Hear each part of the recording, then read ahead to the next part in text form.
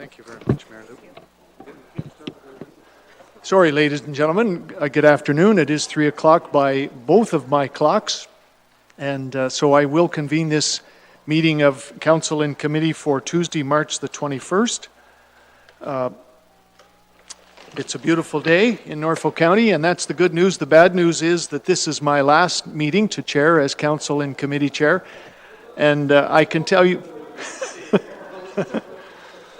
And I can tell you that I have appreciated and enjoyed the honor, and I do consider it an honor to be Council and Committee Chair for this session. And thank you to everyone for your support and cooperation.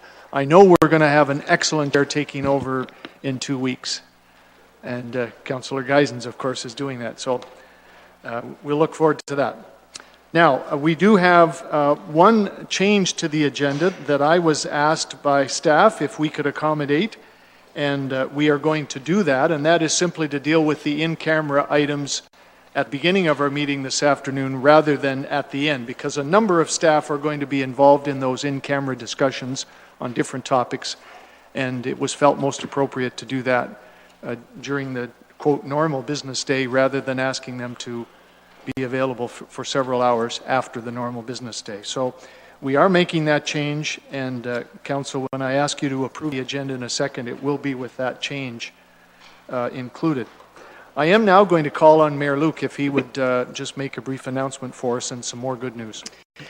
Mr. Chair, first of all, I want to say you've done a good job up there as chair, and one of the good things about committee members being able to chair committee meetings, council members taking turns, is you get appreciation of what it takes. You kind of got to be on the ball all the time and show that you're on top of things. So you've done a great job. Thank you, as everyone does. This is an announcement I am pleased to make, and it is from the Financial Services Department. And Mr. Ford, I want to thank you for some background information that you provided me. Thank you very much. Council is pleased to announce that James Johnson has accepted the position of General Manager, Financial Services, Treasurer, CFO for the Corporation of Norfolk County. James is here. You may just want to wave there, James. Thank you. And I just have a few things I would like to read about James. He has been with us in Norfolk County here since June of 2014. In the role of Deputy Treasurer, Manager of Accounting Services. During this time, James has played an integral role in the installation of our new county financial system and business process, and that's been quite an undertaking. Prior to joining Norfolk County, James held the position of Deputy Treasurer / Manager of Budget and Financial Reporting at the City of Welland. During this time, he gained experience with debt, reserve funds, and preparing financial statements. Mr. Johnson started his municipal career with Haldimand County in 2005 as a financial analyst, where he was responsible in the areas of budget and financial reporting. Shortly after that, he was the successful candidate for the Supervisor of Revenue's tax collector position in Haldimand County, where he gained detailed knowledge in property tax policies, tax sale processes, water and wastewater billing, and of course, investments. He was also instrumental in the installation and setup of the financial manager's workbench budget preparation and reporting system in the county of Haldimand. James holds a certified professional accountant designation and has a Bachelor of Business Administration degree from Nipissing University in North Bay. He has actively participated in many of the MFOA, AMCTO, and Diamond Municipal Systems training sessions during his tenure in municipal government. On a personal note, James resides in Haldimand County with his wife and 4 children. He appreciates the mixed rural and urban setting atmosphere of Norfolk County, along with the blend of agriculture and commercial industry. He's a motorcycle enthusiast. Oh boy, that's good. and he has volunteered in several community groups in the past. He presently sits on the executive board for the Dunville Minor Hockey, where he lives at the rink. You're living at the rink? Yeah, I know the feeling. Norfolk County is confident that James' vast experience in municipal finance will be beneficial in leading the Financial Services Department as it continues to streamline business processes and provide the county with sound financial information and advice. Please join with me in congratulating James on his new position. Congratulations, sir.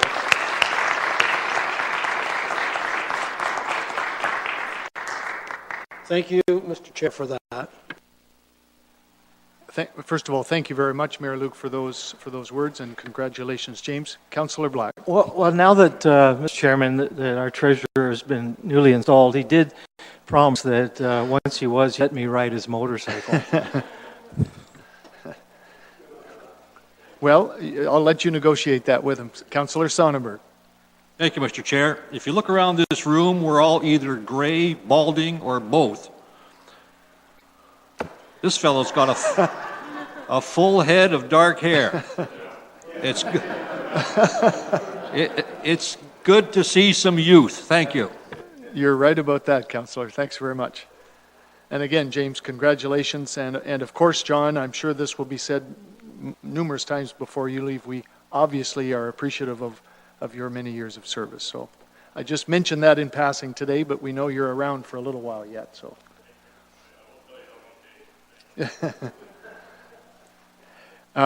Council, you have seen our agenda, and I would ask if there are any disclosures of interest based on that agenda. And I see none, Madam Deputy Clerk. Thank you. And I do require someone then to approve our agenda as amended with this one change. Mayor Luke has done so. Those in favor? I see no one opposed to that, so we will accept that agenda as amended. And I now do require someone to move that we go into closed session. Councillor Columbus, thank you.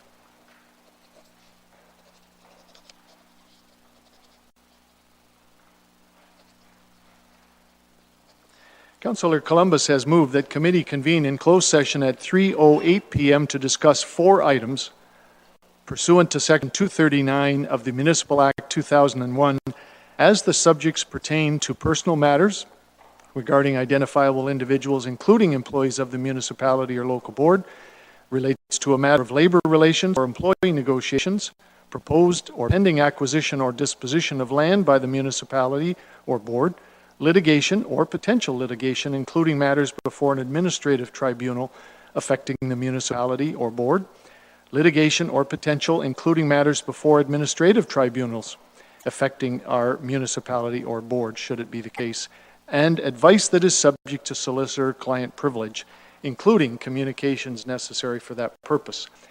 It is a wordy resolution, but we are required essentially to say it each and every time we go into closed session. Those in favor of that motion? I see no one is opposed. So we are carried. We are in session closed, and to the media and any others that may be watching, probably 45 minutes, I think. So it could be a little while.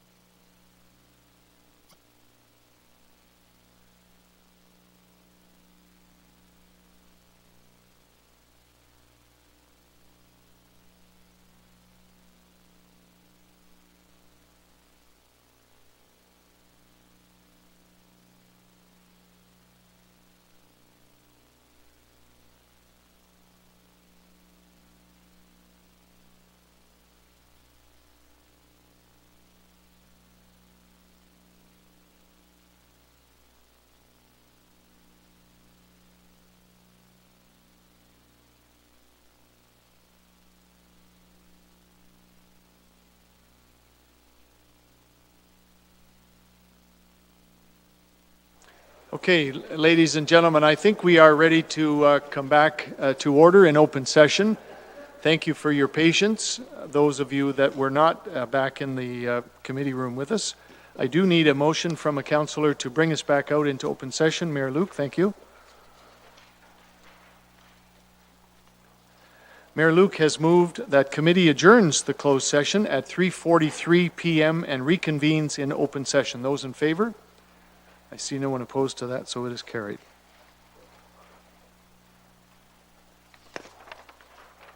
We do have two actionable items coming out of our in-camera session relating to our volunteer firefighters across the county, and the first one deals with confidential staff report EBS 17-22, station number 1. And Councillor Black, I believe you've agreed to move this recommendation. Thank you very much. Councillor Black has moved that this confidential staff report EBS 17-22, negotiated settlement between the Corporation of Norfolk County and the International Association of Machinists and Aerospace Workers, Local Lodge 103, for the term January 1, 2006 to December 31, 2019 be received as information, and that a bylaw be passed authorizing the mayor and the clerk to sign the collective agreement on behalf of the Corporation of Norfolk County. Any further discussion to this motion? Seeing none. Those in favor? I see no one is opposed, so it is carried. Thank you very much for that. And the other motion, and for the benefit of the media, this second report and recommendation flows out of the first, if you like, and this now affects firefighters outside of Station 1 Simcoe. It affects the firefighters in all of our other fire stations. And I believe, Councillor Columbus, you've agreed to move this recommendation. Thank you very much. And that is that staff report CSD 17-06, volunteer firefighter compensation, 2016 to 2019 for fire stations 2-211 be received, and further that council approve a 1% increase for fire stations 2 through 11, as in accordance with the staff report EBS 17-22, which was a negotiated settlement between the corporation and the IAMAW Lodge, Local Lodge 103 for the term January 1st, 2016 to December 31, 2019. And further, that council approve a $1 per hour increase for the rank and premium for the positions of fire instructor, fire safety educator, and emergency preparedness educator for those fire stations 2 through 11, effective January 1st, 2016. And further, that council approve a 1% increase in addition to the $1 per hour increase for those same rank premiums for those positions, as I noted just a moment ago. And further, that council approve the revised volunteer firefighter compensation policy CSD-01 with revisions as of March 14th, 2017. And finally, further, that council approve any future pay increases for stations 2 through 11 to correlate with future Station 1 bargaining unit increases. That's a mouthful. But that's what we essentially were discussing in the in-camera session. I'll call the question. Those in favor of that motion? I see no one opposed to that. So that too is carried. Thank you very much for that then, folks. And that will, I think, allow us to revert back to our open session portions of our agenda. I do want to just remind all of you in the chambers that if you have a device with you that would make a noise, if you don't mind putting that on an inaudible setting, we would appreciate it. And I should also acknowledge, is she in the chamber, in our sound room yet? Judy Ann McCauley is once again our camera volunteer for this council and committee meeting today, and we very much appreciate her continued volunteerism with this county, and we welcome anyone else that might be willing to do so. So let's begin then, Council, with our staff reports as printed on the first page of our agenda. The first one being staff report EBS 17-27, Human Resources Initiatives. And I'm going to turn to Candy Webb for that. Thank you, Candy. Yes, thank you, Mr. Chair. This report has been co-authored by Marlene Miranda and myself, and certainly I will present the report, and then both Marlene and I would be happy to answer any questions that you might have. The temporary full-time manager of strategic human resources initiatives positions is scheduled to end on March the 31st of 2017. Due to ongoing and new projects and mandates that are required to be completed by the incumbent, this report seeks approval to continue with this position on a temporary basis to December the 31st, 2017. The position was originally created to take a lead role in a number of areas, including development and further development with the performance management, career pathing, leadership assessment, and succession management plans for all Norfolk County staff, to negotiate pay equity plans and pay equity maintenance plans, to conduct in-house workplace investigations required as a result of complaints filed under Policy HR 04, Respectful Workplace and Violence Prevention Policy.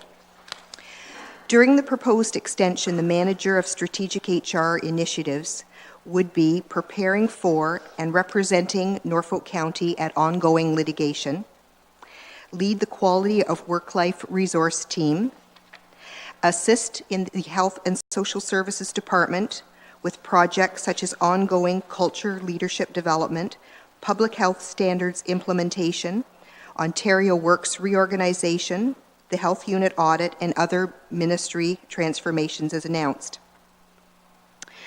The position would also continue to work in the areas of performance management, investigations, and pay equity. As you will see in the financial services comments, there are a few funding options that have been presented by the finance area, including budget variance, payment from the contingency reserve, or funding from the Green Shield unrestricted deposit account. And we would be happy to answer any questions. Thank you very much for that. I'm sure there will be some. And I just would remind Council, we did receive a confidential memo in regards to this item, and those contents of that confidential memo obviously must remain confidential. I do have several speakers, starting with Councillor Columbus, then I think Councillor Black, and Thank you, Mayor Mr. Luke. Chairman. Candy, there seems like there's a lot of important duties and responsibilities in the report and what you've mentioned. So if this position was not extended, what would happen? Like, who would look after those responsibilities? Sorry, Candy. Thank you. Through you, Mr. Chair, that's an excellent question, Councillor Columbus. As you will see that the individual is taking a lead role, for instance, in some ongoing litigation. The individual has also conducted internal investigations. Certainly, in the human resources area, there's not the current capacity within the current staffing levels to be able to complete this work. The succession management plan, for instance, is something that has been a top priority, actually, for the human resources area for a number of years, and it wasn't until this position was approved that we were able to start working on that. An expression of interest has been developed, and a request for proposal is about to be issued. So, quite honestly, much of this work would not be able to be done, and some of it would have to be done by the remaining staff, which would mean that their current priorities, such as recruitment and so on, would not be able to be done. You're welcome, Councillor Black. Okay, Mayor Luke, I'm sorry, did I see your hand at one point? Yes, please. You didn't, but I think you just saw it now. Okay. That's okay. Mr. Chair, thank you. I want to say that I sincerely hope everyone has read the memo you referred to, Yes. because I am supporting this mostly based on what is on this memo that we were circulated with. I have to say outright, I was surprised that our clerk said that we could not go in closed session on this. I understand on this, and I'm not going to suggest we do that now. I would never put our deputy clerk on the spot, but I want to say that there is overtones of litigation and certainly a personnel issue here. There's a component of both of those, and I think without this, I could certainly understand anybody saying no to this, but this really, in my opinion, Mr. Chair, justifies where we're going here. So I'm going to leave it at that, but I appreciate you mentioning this. Thank you. Thank you very much. Any further speakers? Seeing none, is someone please prepared to move the recommendation? Thank you, Mayor Luke. Thank you. May I read it first, Councillor? Okay, thanks. Mayor Luke has moved that staff report EBS 17-27 Human Resources Initiatives be received as information, and further that the temporary full-time manager, Strategic Human Resources Initiatives, be extended for 9 months to December 31st, 2017, and further that for reasons outlined in the financial services comments in the report, funding be provided from the contingency reserve. Speaking to the motion, Councillor Wells first. Well, thank you very much. You don't need to stand, Councillor. Thank you again. I'll sit back down. Okay. And most people will be surprised that I will be supporting this motion, but I am supporting this motion on one condition, and that one condition is, and surely I've underlined it and I hope everybody else has, and further that the temporary full-time manager will be completing her responsibility on December the 31st. So we are not committing to a lifelong engagement here. This is the staff, and she has a closing date unless something else changes. Correct. But that's all we are committing to. And for that reason, and plus the fact that she has quite a mandate to fulfill in that time, and I wish her luck. But I will not be extending it from my point of view. Thank you. Further comments to the motion? Councillor Sonnenberg. Yes, question. If this position is so important and there's so much to do, how can it come to an end at the end of a particular time? You would think the need would be there forever. Why does it end? Candy, could you respond, please? Yes, through you, Mr. Chair. I have sat in this council chambers for many, many years, and this is a very important position. Very important work, as you can see, both from the report and from the closed session memo. I know that if we came forward tonight or this afternoon and asked for a permanent position, as Councillor Wells alluded to, I'm almost 100% confident we would not be successful. The work is very important, and so we'll focus on the next number of months and take it one step at a time. Good enough. Thank you. You're welcome. Any further speakers? Seeing none, I will call the question. Those in favor of the motion? I see no one opposed to that, so thank you very much, Council. Our next staff report is staff report EBS 17-13, the County Administration Building Courtyard. And Shelley, will you be leading that one? Thank you. Thank you, Mr. Chairman. The purpose of this report is to provide clarification to Council on the County Administration Building Courtyard Barrier-Free Access Capital Budget projects. In September 2016, Council requested a concept plan to address accessibility concerns from the Accessibility Advisory Committee and other site issues for the CAB Courtyard project. Council will recall that 2 capital projects were approved by Council through the Barrier-Free Access Program in 2013 to address accessibility to the picnic table area and the accessible ramp from Court Street. Corporate Support Services drafted a budget amendment council report in November of 2013, and at that time, Financial Services recommended that the report be withdrawn until the scope and costs were clearly identified.